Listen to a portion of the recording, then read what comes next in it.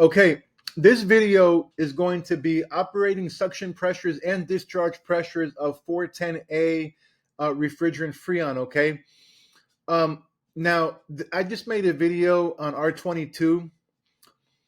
Pretty much it discusses the same thing, very similar, but a little bit different.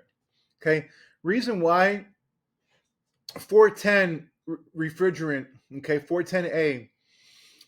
Okay, the first thing that's going to be different on this Freon, okay, before you start going crazy with your pressures, okay, I didn't talk about it with R22 because it wasn't very common back then, but now it is because right now we're living in 2023, okay. The equipment, they're very expensive, okay. Back then it wasn't that much of a problem. 2023, a lot of people are having troubles affording new equipment, making it work. So they're just kind of sticking everything in their backyard or their home, business, etc. With R22, you can't do that. You can't. It's hard to find an R22 unit, so you can't really do that with R22. But with 410, you can. What I'm talking about, what's going to screw up your what's going to screw up your pressures is mismatching. Okay, this year in 2023, it got so hot that I saw a lot of mismatching with 410A air conditioning equipment. R22, I didn't get really that very often. It was very rare to get a mismatch unit. What I mean by mismatch unit, okay, if you have a 5-ton unit, make sure everything's 5-ton. If you got a 4-ton, make sure everything's 4-ton, 3-ton, right? So what I'm trying to say is if your outdoor is a 5-ton unit, make sure your condenser is 5-ton, your furnace or air handler is 5-ton, and your evaporator coil is 5-ton. Okay. It's okay to be, generally rule of thumb, half a ton bigger on your indoor unit than your outside. So what you could do, if there is you can have a small mismatch. So let's just say you can go half a ton bigger. So let's say you have a 4-ton unit, okay, in your attic. You can actually have a 3.5-ton on your outdoor unit, okay? But that's normal, okay? To have that extra high efficiency, okay? You can have half a ton bigger inside your home, okay? Now, when I mean by a major mismatch, and I saw this a lot, okay? Let's say you have a 2,500 or 3,000 square foot home. It was designed to be a 5-ton unit, okay?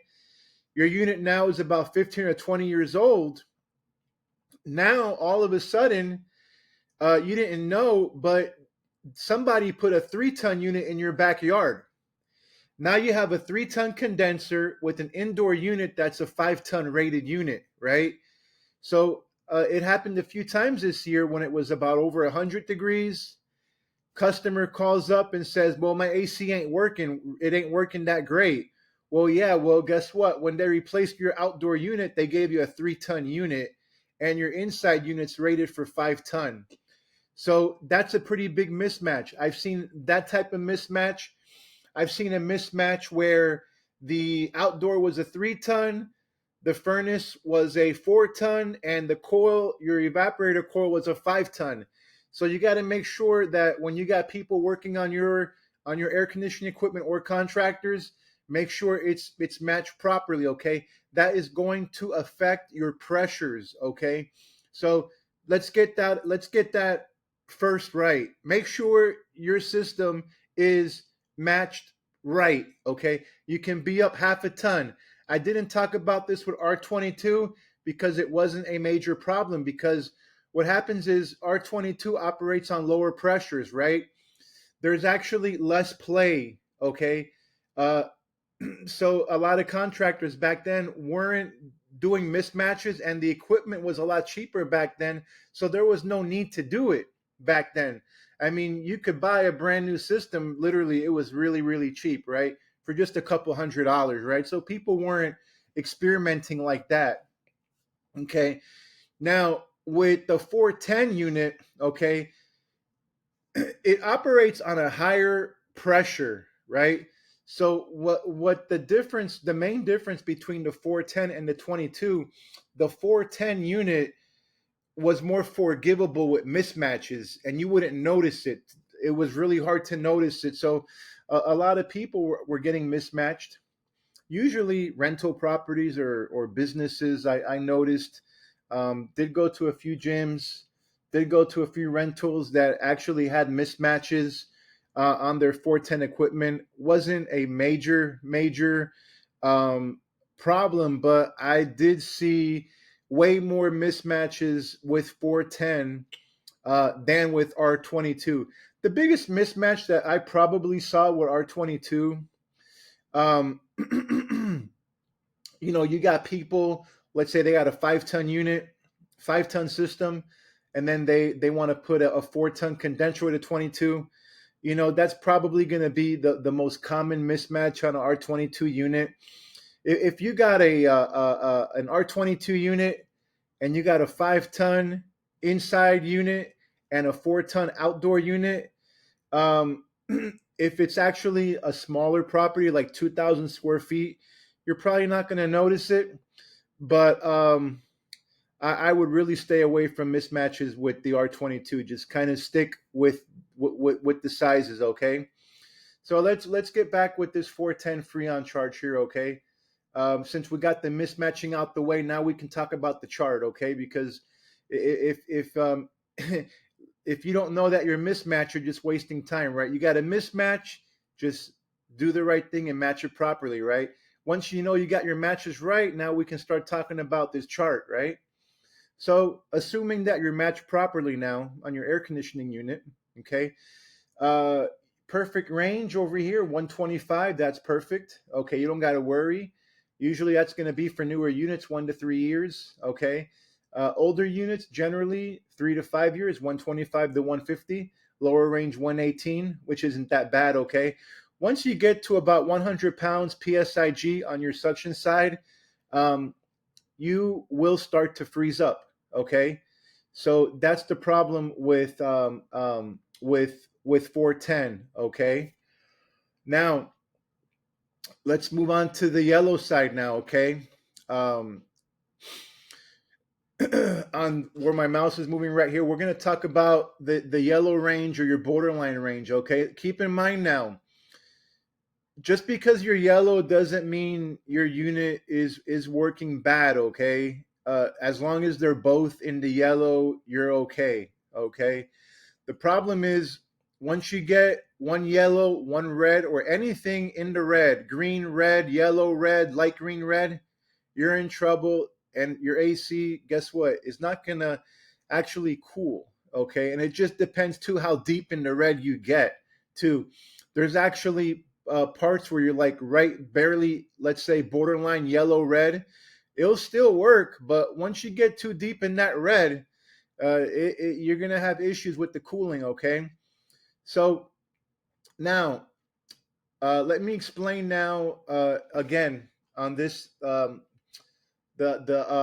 upper range on this chart. Okay, 150, 175 is a high heat load. Okay, on the A and A. Okay, um, on the B part where you're getting 110, 115, what happens is if your coils are dirty, okay, you don't change your filters, low on freon, you got some type of restriction with your actually HVAC filter dryers, okay, you got a problem with your expansion valve, you're going to have issues on the lower range because it's actually blocking or restricting the flow of refrigerant throughout your system, okay? The actual 110 is almost the beginning. It's like a big warning. Okay, you're not going to freeze at 110, but you're very, very close. Usually at about 99 or 100, I start seeing freezing. Okay, now your AC will still work and cool on this yellow part. At any of these pressures. Okay, you got 150 through 175 or 110, 115. Okay, your home is going to cool. But if it gets too hot, okay, you're not going to do very well on the lower range, okay? On the upper range, you're going to do okay. On the actual lower range at a high temperature now, like I said, this is a little different than 22. The ranges are a little bit more bigger, right, on 410, so you have that forgiveness, right, to mismatch, right?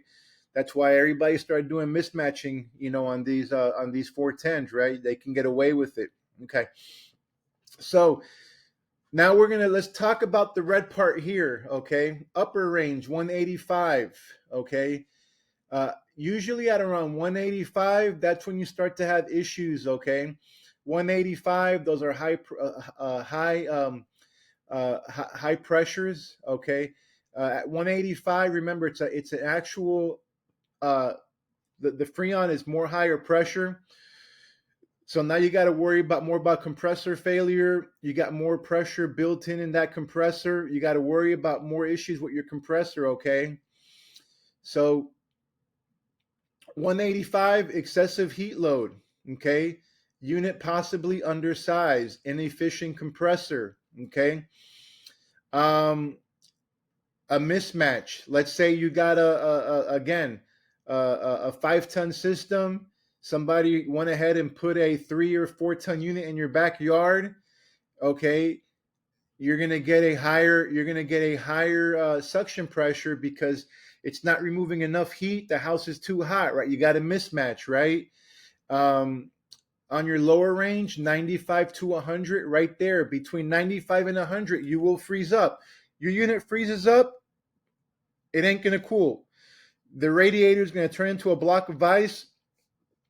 Air cannot pass through that coil, okay, once it starts to build up freon, okay? Once it starts to build up ice, the air can't pass through that radiator coil, okay? You want to, believe it or not, you can have a pressure of 100 even with dirty filters. If your filters are really dirty, it can cause your unit to freeze up. What you got to do, if it freezes up, take your filter out, okay? How do you defrost it? Take your filter out, go to your outside unit, pull the breaker out of your outside unit, make sure that thing is off, put your fan motor, put your actual, put your fan motor on on fan on, okay? Make sure you got the air circulating, okay?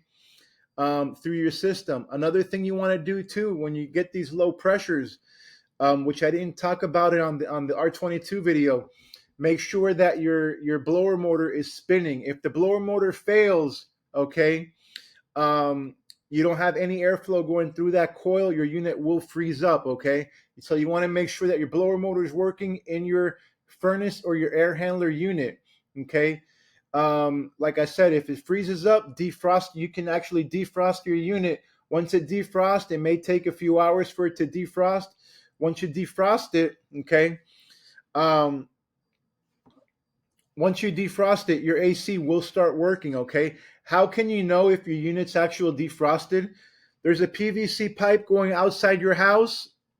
You're going to notice, okay, that when it's defrosting, you're going to have water coming out of your pipes, okay?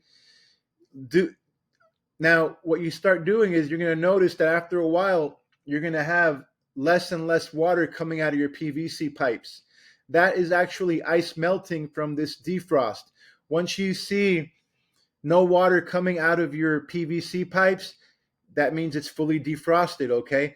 Another way you can do it, if your unit freezes up, okay, after you do the thaw out for a little bit, turn on your furnace, turn on your heat. Your heaters can actually thaw out the ice really well. It's not recommended actually to run your heat when it's frozen. Wait till it's defrosted a little bit, maybe for about 1 hour. After it thaws out a little bit, run your heaters on, okay? So that way you got the heat coming out of your AC unit, okay? That's another way you can defrost it, okay? Because what happens is if it's really badly frozen up, sometimes these things can take 6 to 8 hours. There's people, they go on vacation, they come back home, they crank down the unit, and then they got a big block of ice in their units completely frozen. That's another problem. Actually, people go on vacation, they crank down the unit all the way down. Nothing really happened, right? They just went on vacation. They cranked it down to 70. Machine didn't turn off, and it froze up, right? So, I mean, that's even happened a few times that I've seen it, right? Just go on vacation, and then when they come back, it doesn't work. It could be just frozen from, defrosted. It might start working again, okay? So now let's talk about the operating discharge pressures on your troubleshooting here on the bottom part, okay? Perfect range, 325, okay? 325, 355, that's good. Don't worry about that, okay? Like I said, now you're usually going to encounter issues after 5 years or 4 years. Unfortunately, it ain't like the good old days. I mean, after 5 years, right? Um, you can start getting issues, right? So now, where you got to worry about here is on this yellow range here in the bottom, okay, where it's yellow. Generally, with 410 units, okay, a high pressure is actually 375. I don't like to see really anything over 375 on 410, okay? Although you can still be yellow at 405, okay? Um, so there can be a big argument there on what pressures you like the highest on 410, okay? I don't like to see more than 375, but I tolerate 400, okay? Once you get over 400, okay, your machine will start to struggle, okay? It will start to struggle badly. So what you got to check is your condenser coil. Make sure your condenser is nice and clean. Make sure your condenser coil is not flaking off either. If your condenser coil is already flaking off, it's lost integrity. There's not much that you can do to lower that pressure down. Okay. Now, you can actually, if you have excessive outdoor or indoor heat, right, that's going to cause your pressures to go up. If your unit can't keep up, it's going to cause your unit to have higher pressures, right?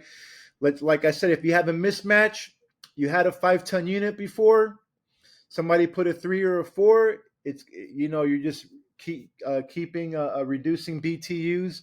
It's not going to keep up. Worst case scenario, if you have a mismatch and you had a 5-ton system, and now they stuck something smaller, you don't have to replace your unit, but guess what you can do? Get a window unit, okay? Put it in the kitchen or in the living room, help it cool out. That way you don't got to change your whole system out, okay? Your system will still work well, okay, when the temperature drops a little bit, even if they mismatched it. It's just when you have these excessive heat loads, that 3.5 ton unit ain't gonna work well with the 5 or 4 ton unit if they did that mismatch, right? Most important thing with actually to reduce your discharge pressures really is just water down that condenser. Make sure that if they did replace that fan blade, the pitch, make sure you got air coming out of your actual condensing coil or your condensing unit, because you want to feel air coming out, right? If you don't feel air coming out of your hot air coming out of your unit, right? Um, then you got an issue. You can have two issues. First, you want to feel that air coming out, right? And if you don't feel a lot of air coming out, depending on how efficient your unit is, right, you want to feel some heat. Then you could be low on Freon. But then if you don't feel that much heat coming out, you're not going to have this problem here with your discharge. You're going to have a problem on your suction side, right? So those are some things that you can easily do to figure out if you're having issues on your discharge. Also, too, if you have a restriction on these 410s, I have seen, okay, what will happen is if you have a restriction or a blockage on these 410 units, I've seen pressures up to 600 pounds. If you start seeing pressures of 500 pounds or 400 pounds on these 410s, it's going to be two things. You're either going to have a bad condenser fan motor, where your condenser fan motor ain't turning and your compressor's running, or you're going to have a restriction in your unit, okay?